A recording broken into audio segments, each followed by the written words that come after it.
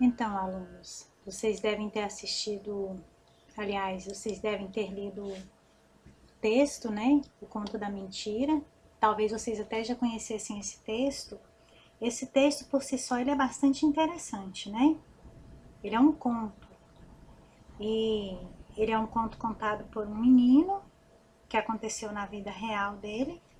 E depois dele grande, ele se tornou um escritor. Foi isso que vocês entenderam? Na nossa atividade, nós temos leitura e interpretação de texto. Sempre lembrando para vocês que toda vez que se for interpretar um texto, é necessário que se leia no mínimo 2 vezes, né? Não precisa ter pressa para responder o texto e responder de qualquer jeito. Eu vi que alguns alunos responderam, mas dependendo da situação, o aluno às vezes responde da forma que ele entendeu. E às vezes a forma que ele entendeu não é o que está constando no texto. Então nós temos que tomar cuidado, é porque quando for a sua interpretação, quando for o seu ponto de vista, quando for a sua crítica é uma coisa. Agora quando for o que está acontecendo dentro da história, tem que ser fiel, né? Aquilo que está acontecendo na história. Aqui na nossa atividade, a questão 1 pergunta: que gênero textual é esse? O texto, o Conto da Mentira, né? O próprio nome está falando, é um conto, tá? Ele não é uma parábola, ele não é uma narração, ele não é um conto de fadas, né? Por enquanto que vocês estão estudando, ele é apenas um conto. Como que você chegou à conclusão que ele é um conto?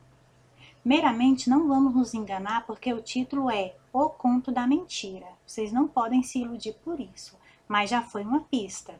Porém, ele é um conto, porque o conto normalmente ele tem poucos personagens, né? Ele acontece dentro de um ambiente, né? Vocês se lembram disso? Assim, ele não tem muita expansão, ele não vai muito além daquelas pessoas. Então, esse texto aí, nós temos o personagem principal, o pai e a mãe. Então, poucos personagens, né? A que público ele se destina? Eu não vou exigir que vocês tenham acertado essa resposta, porque talvez até hoje vocês não tenham tido nenhuma atividade falando assim sobre o público, o que é público. Mas eu vou explicar. Quando está se referindo a público, por exemplo, um livro infantil. Um livro infantil ou infanto-juvenil, ele é destinado a crianças e adolescentes, ao público, jovens e adolescentes. Né? A mesma coisa de um filme. Um filme para crianças, nós normalmente falamos assim, esse filme é para criancinha, desenho é para criancinha. Então é o público, né, que é infantil. Igual, por exemplo, um livro acadêmico, um livro aí sobre direito, né? Normalmente ele vai ser ao público acadêmico ou ao público profissionais em direito. Então o público é um grupo de pessoas, tá certo? Então que público se destina? O público é o público infantil ou infanto-juvenil, né? Porque, assim, de certa forma, está falando de um menino, um garoto, que é uma criança, né? Então, ali não tem nada assim fora do normal e fala de algumas coisas que criança gosta, tipo televisão, bicicleta, né? Então, mentira, né? Criança gosta muitas vezes de falar uma mentirinha, tipo assim, fazer uma pegadinha. Então, na verdade, ele é o público que ele se destina é infantil. Mas nada impede que um adulto possa ler e possa gostar, né? Nada impede, certo? De onde que esse texto foi retirado? No final lá da leitura, vocês devem ter observado Folha de São Paulo. E nós ainda temos a data, 14 de junho de 2003, suplemento Folhinha. Provavelmente é um jornal e nesse jornal deve ter uma seção, né? Uma seção suplemento Folhinha. Tipo, tem uma seção no jornal que é horóscopo. Tipo, tem uma seção no jornal que é classificados, que é receita culinária, né? Então, provavelmente deve ser isso. Esse aqui, suplemento Folhinha, né? Deve ser destinado também, provavelmente, ao público infantil. No início, o texto já conta o problema de Filipe. Qual era esse problema? Conforme nós já vimos, até o próprio título já está nos direcionando, né? Ele era mentiroso, não era? Ele era um menino que vivia mentindo. Que mentiras Felipe havia contado? Quem lê o texto sabe que ele falou várias mentiras, né? Ele inventou a morte do cachorro, ele inventou que tirou nota 10 em matemática, gol de cabeça em campeonato de rua, né? Então ele contou algumas mentiras. Essas foram algumas mentiras que ele contou. Como que a mãe de Felipe tentava assustá-lo? Por quê? Porque provavelmente ela viu que aquilo iria dar mal, né? Então ela tentava assustá-lo, falando assim: seu nariz vai ficar igual ao do Pinóquio. Só ressaltando que se vocês forem escrever igual a mãe falou, vocês vão colocar seu nariz vai ficar igual ao do Pinóquio. Então, isso aqui é a fala dela, por isso que está entre aspas, tá?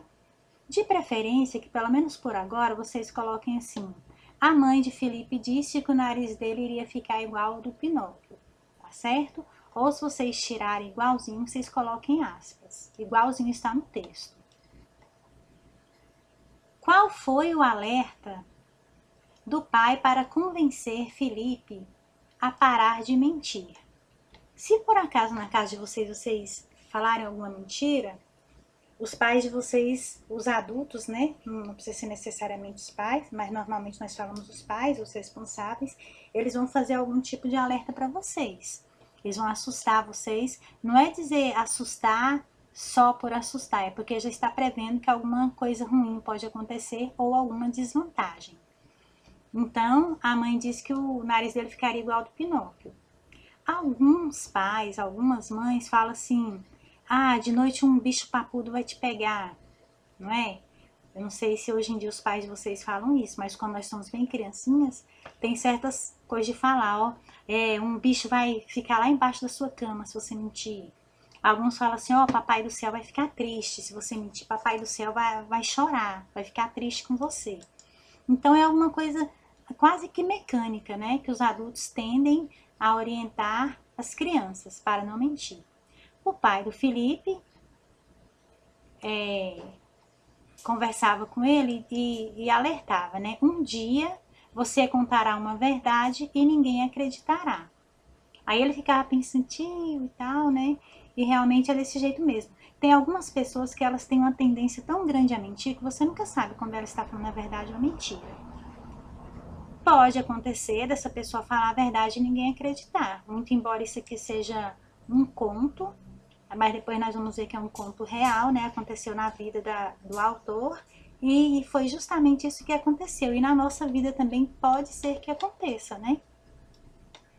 Então, se algum dia ele viesse a falar uma verdade, ninguém iria acreditar. E foi justamente isso que aconteceu.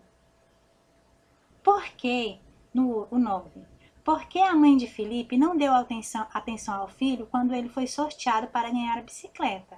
Aquilo que o pai dele falou, né?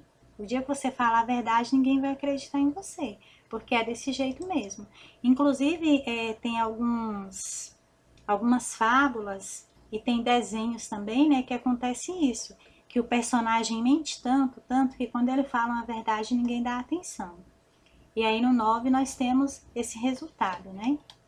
Quando ele falou para a mãe que ele ganhou a bicicleta, que ele foi sorteado, ela nem deu atenção, porque já era tanto costume ele mentir. No trecho, a mãe tentava assustá-lo, o termo sublinhado substitui A. Pai de Felipe, B. Pinóquio, C. Cachorro, D. Felipe.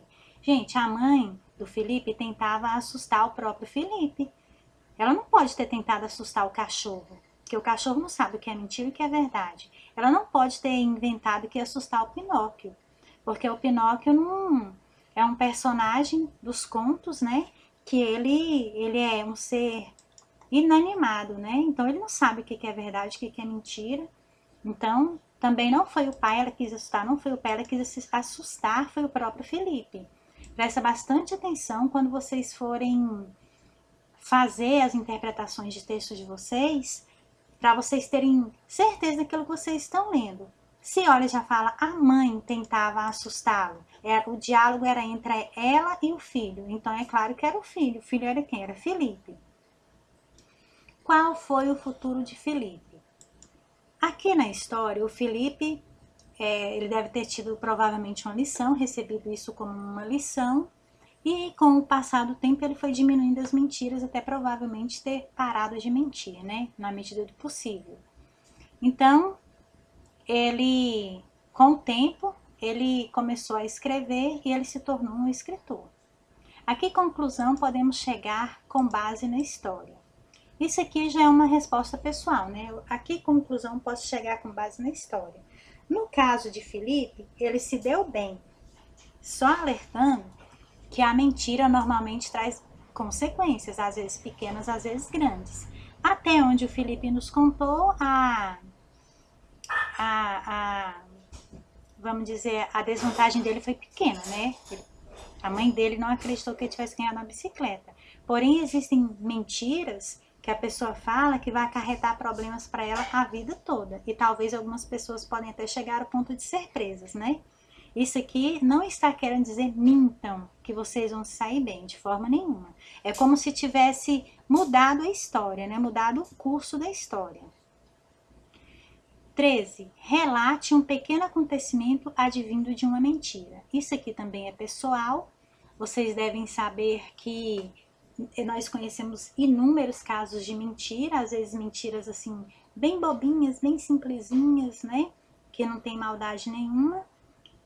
Aliás, muitas vezes quando a pessoa fala uma mentira, ela mesma desmente, fala assim, brincadeira, eu tô só brincando, eu tô boiando, eu tô zoando, né? Tem uns tipos de linguajar que os jovens hoje em dia falam que eu não conheço muito bem, mas relatos de mentira tem muitos. Inclusive, tem mentiras que percorreram histórias que se transformaram em livros, se transformaram em documentários, se transformaram em coisas assim que depois de muitos anos é que foi descobrir que aquele esforço todo foi advindo de uma mentira.